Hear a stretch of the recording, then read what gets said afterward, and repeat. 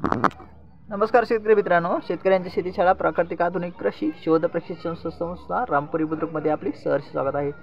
आज आपण आहोत मँगो फार्मिंगमध्ये। आंबा आता उतरला आहे आणि हा आंबा आम्ही खारासाठी विकत आहोत। खारासाठी 80 रुपये किलो आणि पिकून विकत आहोत 100 रुपये किलो।